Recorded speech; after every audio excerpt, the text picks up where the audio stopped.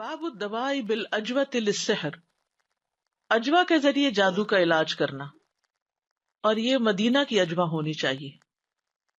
مدینہ طیبہ میں پائی جانے والی سیاہ رنگ کی خاص کھجور کا نام ہے اجوا، جسے رسول اللہ صلی اللہ علیہ وسلم نے خود کاشت کیا تھا۔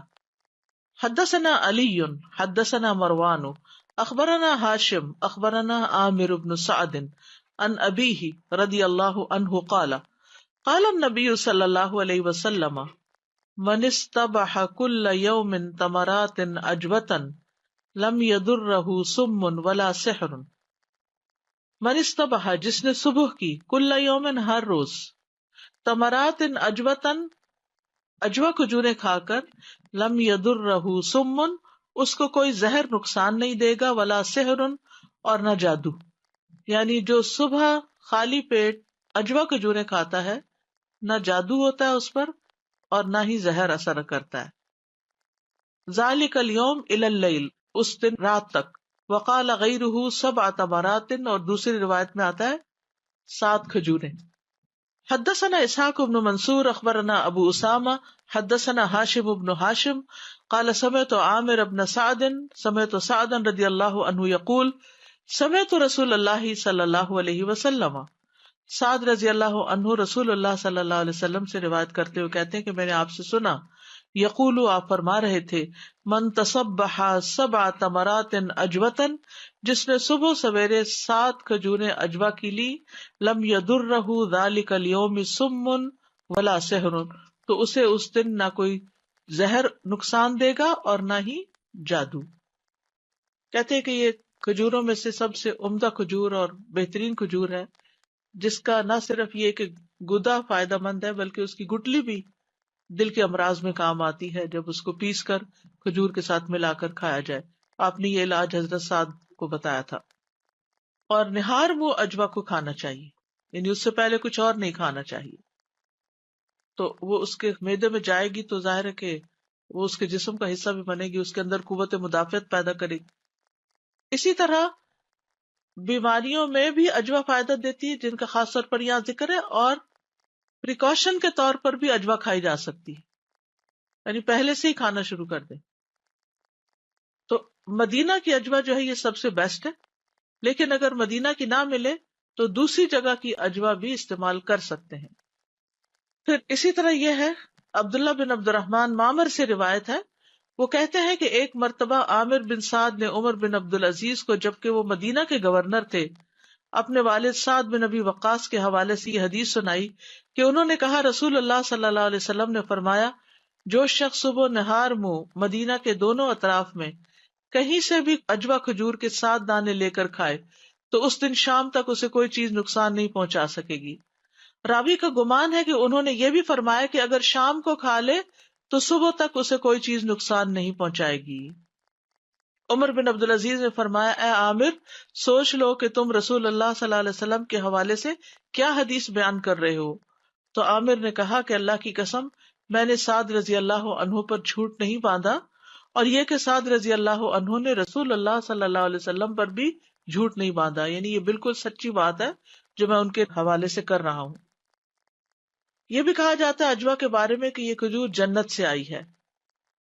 آپ صلی اللہ علیہ وسلم نے فرمایا، جنت کی 3 چیزیں زمین پہ پائی جاتی ہیں، اجوا کھجور کا درخت، نمبر 2 اوقیے جو ہر روز جنت کی برکت سے فرات میں نازل ہوتے ہیں، فرات دریا میں، یعنی سونے کے ذرات، اور نمبر 3 حجر اسود۔ پھر اسی طرح 7 کا عدد جو ہے یہ بھی بڑا اہم عدد ہے۔ آپ نے بیماری میں کہا تھا کہ مجھ پہ 7 مشقیں پانی کی ڈالو، 7 دفعہ دعا پڑھنے کو کہا جاتا ہے۔ تو 7 کا ہنسا جو ہے، یعنی نبی صلی اللہ علیہ وسلم نے 7 ٹائم ریپیٹیشن کے بارے میں کئی معاملات میں حکم دیا ہے، اور یہ ریپیٹیشن دراصل تکرار فائدہ دیتی ہے کہ اگر ایک دفعہ ایک بات ہم نے ٹھیک سے نہیں کی، پھر کر لیں، پھر کر لیں، پھر کر لیں، یعنی ایک رعایت ہے، رخصت ہے۔ کیونکہ یہ نہیں ہوتا کہ ہم جب ایک دفعہ کوئی دعا پڑھتے ہیں تو اس میں اتنی تاثیر یا اتنا زور آئے، جب بار بار ہم پڑھتے ہیں تو پھر فائدہ ہوتا ہے۔ جیسے نبی صلی اللہ علیہ وسلم کو جب جادو کے بارے میں پتہ کرنا تھا تو آپ بار بار تکرار کرتے رہے۔ وہ خاتون جس کو مسئلے کا حل چاہیے تھا، خولہ بنت ثعلبہ، انہوں نے کیا کیا تھا، نبی صلی اللہ علیہ وسلم کے سامنے تکرار کی تھی اپنے مسئلے کی. قد سمع اللہ قول التی تجادلک فی زوجہا. تو وہ بیک اینڈ فورتھ ہو رہا تھا, آپ کے پاس جواب نہیں تھا اور وہ بار بار اصرار کیے چلے جا رہی تھی. اب جواب ایک دفعہ نہیں ملا تو اٹھ کے ناراض ہو کے نہیں چلے گی. بعض لوگ ایسے ہوتے ہیں جب آپ سے کوئی مسئلہ پوچھتے ہیں تو آپ کہتے ہیں مجھے اس کا جواب نہیں آتا, تو وہ ناراض ہو جاتے ہیں. وہ کہتے ہیں اچھا یہ اتنی سی بات بھی نہیں آتی, یہ بھی مدد نہیں کر سکتے آپ. تو اس میں ناراض ہونے کی بجائے دوبارہ پیار سے کہنا چاہیے اچھا کوئی حل نکالے. اچھا کسی ایسے شخص کا بتا دے کہ جو آپ کے علم میں ہو, کہ جو جانتا ہو اس کو. تو جو تکرار کرتا ہے, اصرار کرتا ہے, وہ منزل کو پا لیتا ہے, اور اس سے اس کے اخلاص کا بھی اندازہ ہوتا ہے کہ وہ اپنا مسئلہ حل کرنے میں کتنا سنجیدہ ہے, کتنا سیریس ہے. استاذہ یہ دو کوشچنز ہیں. ایک تو یہ کہ جادو اور نظر میں فرق کیسے پتہ چلتا ہے, مطلب کوئی فرق ہے کیونکہ علاج مور اور لیس سیم ہی ہے دونوں کا علاج سیم ہی ہے, فرق نہ بھی پتا چلے, اگر انیوژل سمٹمز پائی جاتی ہیں تو علاج شروع کر دیں.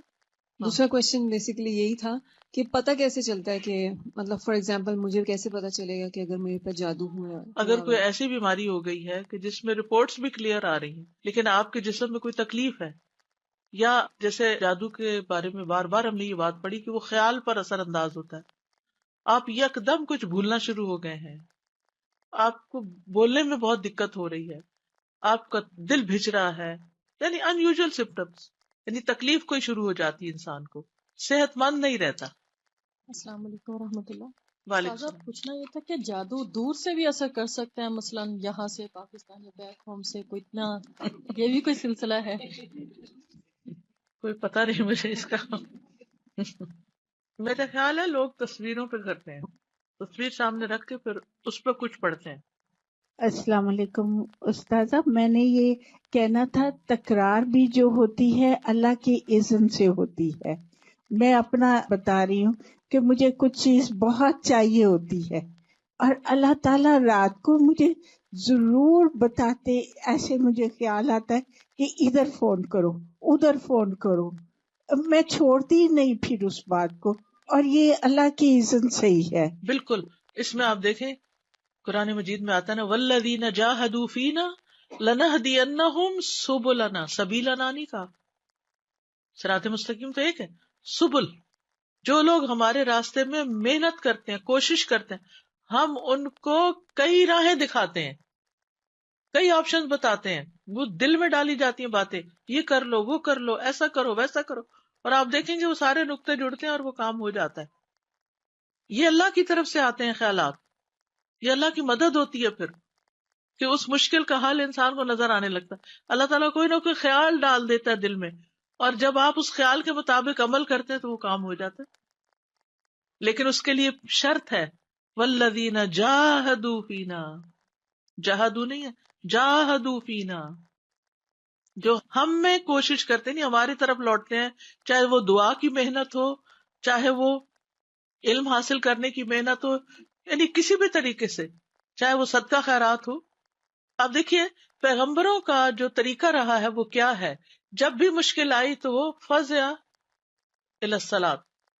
ابراہیم علیہ السلام نے کیا کہا تھا, انی ذاہب الی ربی سیہدینی, انی ذاہب الی ربی.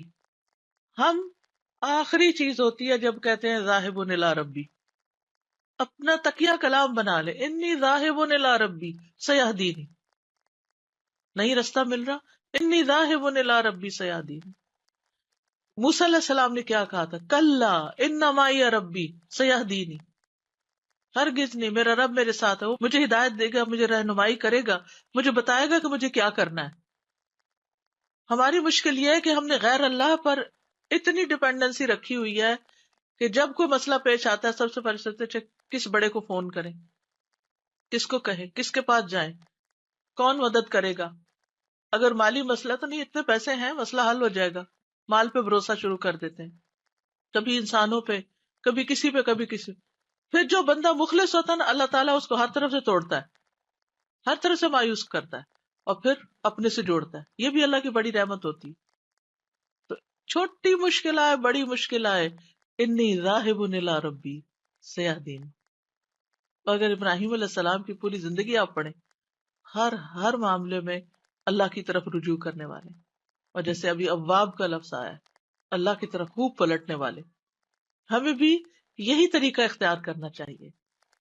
اللہ تو ہے نا، رزق کا معاملہ تو اللہ تو رزاق ہے، اولاد کا معاملہ ہے تو اللہ کو پکارے، یا اللہ تو قوی ہے، تو ان کو سیدھے راستے پہ چلا، یا قوی یا عزیز تو غالب ہے، تو حکمت والا ہے، مجھے حکمت عطا کر. جس چیز کی کمی ہو اس نام کے ساتھ اللہ کو پکارے، دیکھیں مسئلہ حل ہوتا ہے کہ نہیں. So again, I was thinking of the example of Ayyub alayhi salam. Hmm. How, he repeatedly turned back to Allah again and again and again, and his illness lasted for quite some time. And then what was he told? First of all, he mentioned his condition to Allah. That, shaitan has afflicted me with nusbi wa adab. And then what were the instructions given to him? That, urkud bi rijlik. The solution was where? Right under the feet, right? But he wasn't able to avail of that until Allah directed him. So even ajwa, I was thinking, ajwa we have perhaps in our fridges lying there, and we haven't even opened the boxes because we were kind of negligent. We weren't really thinking much that many solutions to our problems are here. Yes. They're with us, but we just are not accessing them because our minds are sort of closed to that. So Allah guides if it is that we turn to Him repeatedly. And He guides from avenues where you would least expect it. اصل میں یہ کہ ہم نہ تو قرآن پہ اس طرح غور و فکر کرتے ہیں، نہ اس کو سنجیدگی سے لیتے ہیں. یہ جو آپ نے ابھی آیت پڑھی ہے، اس میں 3 چیزیں. نمبر 1، علاج کے لیے ارکز برجلک، ہر ایک ایکسرسائز، ہلو جلو. ہاذا مغتسل، نہاؤ، پانی سے علاج. بارد و شراب، پانی پیو. اب یہی چیزیں جب ہمیں ڈاکٹرز کہتے ہیں ایکسرسائز چاہیے، سوئمنگ چاہیے، پانی میں جا کے حرکت کرو اور پانی اتنے گلاس پیو، تو ہم کہتے ہیں واہ واہ. اللہ سبحانہ وتعالیٰ نے آیت 2 آیت کے اندر ارکز برجلک، مارو اپنا پاؤں. پاؤں مارنا کیا ہے؟ حرکت کرو. حضرت اسماعیل علیہ السلام نے پاؤں مارا تھا تو چشمہ نکل آیا تھا. ہاذا مغتسل، جو پانی نکلے اس سے اب نہاؤ. ایکسرسائز کے بعد کیا کرنا چاہیے؟ سویٹنگ ہو جاتی تو نہانا چاہیے، سارے مسام کھل جاتے. نہانا بذات خود ایک علاج ہے. نبی صلی اللہ علیہ وسلم نے بخار میں کیا کیا تھا؟ 7 مشکیزیں اپنے اوپر ڈلوائے تھے. مغتسل و شراب، ڈرنک، اسی سے ان کی بیماری ٹھیک ہو گئی.